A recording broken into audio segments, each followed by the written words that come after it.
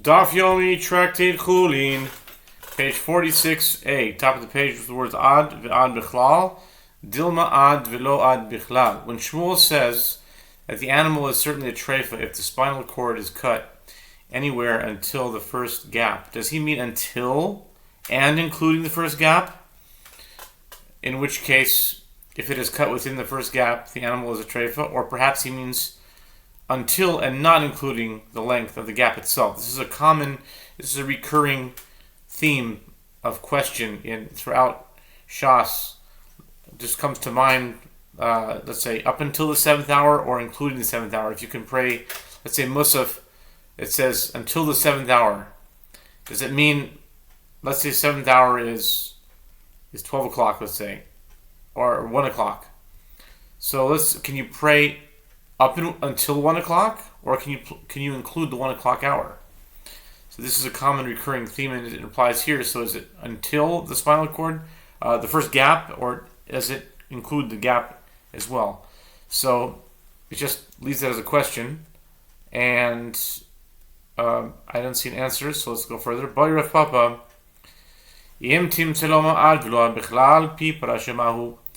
Rav Papa raises a dilemma. If you say that Shmuel means until and not including the length of the first gap, meaning up until but not the actual gap itself, and the spinal cord is cut in the first gap, the halacha is unknown. Then if the spinal cord was cut in the mouth of the first branch, exactly where it branches off, what's the halacha? Is it considered to be within the first gap, in which case the halacha is unknown, or is it considered before the gap, in which case a tear in the mouth renders the animal treifa? Rav Yirmi raises a dilemma. If you say that Shmuel means until and including the measure of the first gap, and if the spinal cord is cut in the first gap, the animal is a treifa. Then if the first branch itself, meaning the first pair of branching nerves, was cut from the spinal cord, what is the halacha? Tashema haprasha tidon kebasor ma'ila v'prasha rishona shniya loy shlishis. The Gemara suggests, coming here, a proof from a Braita, the branch of the spine that was cut shall be considered as normal flesh, not as the spine. Therefore, it does not render the animal a treifa, unlike the spinal cord itself. What, is it not referring even to the first or second branch? The Gemara responds, no. The Braita is referring only to the third branch. But if either of the first two pairs of nerves that branch off from the spinal cord are cut, the animal is a treifa.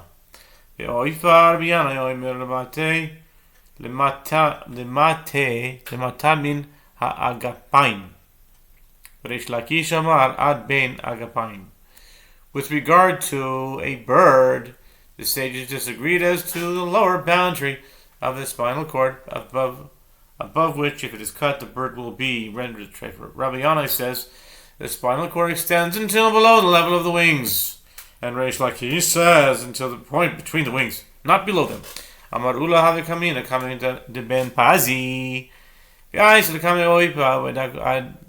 agapayim ushlach le devenisiya v'kam azel v'lo yedana im mishum delo tzarich lemivdek tefeh or mishum kavod nesiyo. Ula says, I was standing before Rabbi Shimon ben Pazi, and they brought before him a bird whose spine had been injured, and he checked until the point between the wings. And at that point, a messenger of the house of the Nasi sent for him, and he got up and went. And I do not know if he left because one does not need to check beyond that point, or due to the honor of the Nasi, he left without completing the inspection. Nitla hakaved. Okay, that's where it ends. We don't know what happened. Just cliffhanger. Just boop. Nitla kaved b'chule ha nishtari v'neklum k'sheraf al gavdelo halkazayis v'tanan. The Mishnah states if the liver was removed and nothing remained of it, the animal is a treife. The Gemara asks, it follows, therefore, that if anything remained of it, the animal is kosher. even if the remaining piece does not constitute an olive bulk. But didn't we learn in a Mishnah on 54a, if the liver was removed and an olive bulk of it remained, is it kosher? One can infer that if less remained, it is a treifa. Amar Rav Yosef lo kashe harav Chia ha Rav Shimon bar Rebbe ki ha Rav Chia zarik le Rav Shimon bar Rebbe metabil la v'simonech asirin mikamtzin. Rav Yosef said this is not difficult. This Mishnah is in accordance with the opinion of Rabbi Chia, while that Mishnah later in the chapter is in accordance with the opinion of Rabbi Shimon, the son of Rabbi Yehuda Hanasi. This is like that incident in which an amount of smaller than an olive remained on the liver. Rabbi Chia discarded it as he holds that the animal was a treifa, but Rabbi Shimon, son of Rabbi Yehuda Hanasi, dipped it in a seasoning and ate it. And your mnemonic to remember which sage should maintain which opinion is: the rich are stingy. Rabbi Shimon, the son of Rabbi Yehuda Hanasi, was wealthy, but he nevertheless did not allow the meat to go to waste. Stingy or just efficient? They're not stingy. Stingy means whatever. Bekamtzin?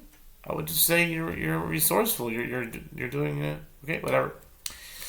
Ahu pulmusa deasadi pumpadita arako rabba v'Rav Yosef bagabuhu Rav Zera amaluhu arokai kazait shamru b'mukom mara Rav Bar Ahava amar b'mkom shichaya amar pavahid ka b'einan kazait b'mkom mara u'b'einan kazait b'mkom shichaya. The Gemara relates that a certain royal army came to Pumpadita, and Rabbah and Rav Yosef fled the city, whereupon Rabbi Zera met them. Rabbi Zera said to them, refugees, hear this halacha. The olive bulk that the sages said must remain of the liver, so the animal will remain kosher, must be in the place where the liver connects to the gall bladder. Rav Bar Ahava says, the olive bulk must be in a place that the liver lives, meaning is connected to the other organs under the right kidney. Rav Papa said, therefore, in order to satisfy both opinions, we require an olive bulk in the place of the gallbladder, and we also require an olive bulk in the place that it lives. Otherwise, the animal is a treifa. Boy Rav Yirmiyah mitlaket mahu keratzua mahu boy Ravashi kazayis merudad mahu teku. Rabbi Yirmiyah raises a dilemma. If the olive bulk that remained was not all in one place, but rather small pieces that could be gathered together to form the requisite measure, what's the halacha? Alternatively, if it was long and thin like a strip, what is the halacha? Ravashi raises a dilemma. If the olive bulk was flat, broad but thinner, then an olive, what is the halacha? To all these questions, the Gemara responds, Teku, the dilemma shall stand unresolved until the coming of the Messiah, son of David, maybe soon in our day. Although not in that many words, just teku. But this shows that teku is really a lot more than 300 tekus. 317 tekus. There's probably well over 500, because many times when it says teku, it's actually it's saying the dilemma shall stand unresolved to several questions. Like in this case, it was like mislake, kritzua, kazayas, maruda. So these are 3 in one teku. Sometimes there are more. And so the 317 tekus listed in the book by Rabbi Aharon Yeshua Pessin are just the 317 appearances of the word teku, and 2 of which, at least for sure 1 of which, is not actually even a question. It's the word teku. Anyway. Boy Rav Zerika Meravami Nidal de la Kaved Umiora Bitar Pesheho Mahu Omar Le Dildul Dildul Zaini Odemahu Iman Yaman Mekom Maram Oiga Ilaman Yaman Mekom Shihi Chaya Hadika.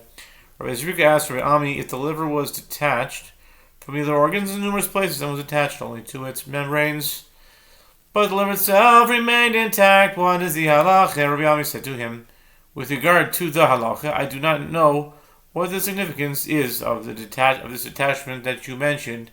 If you rule according to the one who says that an olive oak must remain in the place of the gallbladder. That is the case here. And if you rule according to the one who says that it must be in the place that it lives, that is the case here as well. Consequently, there is no doubt that the animal is kosher.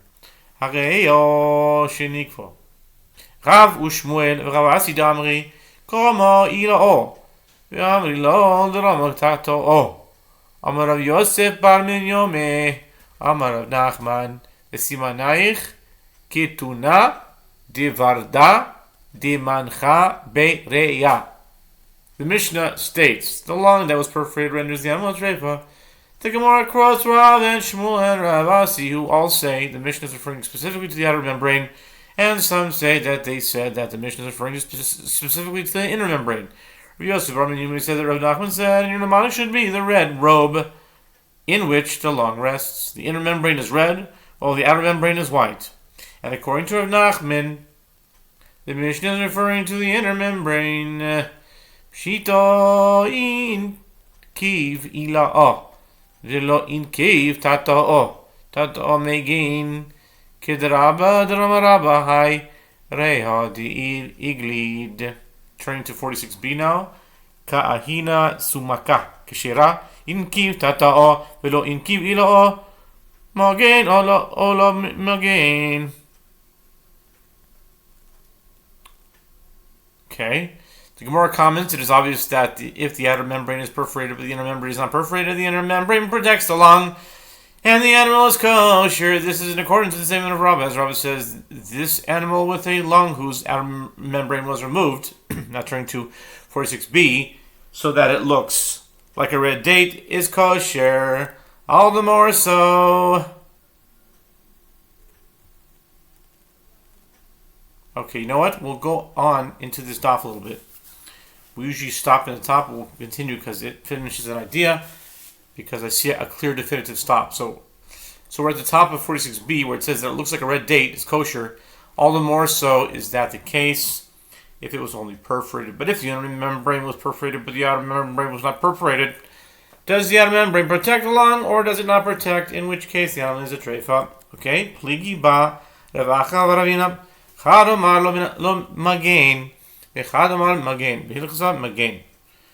Kid Rav Yosef, Damar Rav Yosef Hayariya de Av Shah, Adin and Hecha Av Shah, Mos Vinon, Alo Gadfo, O Ruka, O Gila, O Mivatz Betza Trepa. Vilo Kshera. Vilo Adin and Hecha Av Shah, My Sinon, Mashich Leta, Timaya Peshore. Umos vinan la begava. Okay. Ravach and Ravina disagree with regard to this question. One says it does not protect the lung, and one says it protects the lung. And the halacha is that it protects the lung, in accordance with the statement of Rav Yosef, as Rav Yosef says with regard to this lung, that it emits a sound when inflated. If we know from when it emits a sound, we said a feather or saliva or straw. On that point, if the saliva bubbles when the lung is inflated, the animal is a treifa, since this proves that the lung is perforated through both membranes, and if not, the animal is kosher. And if we do not know from where it emits a sound, we bring a basin of tepid water and set the lung inside it.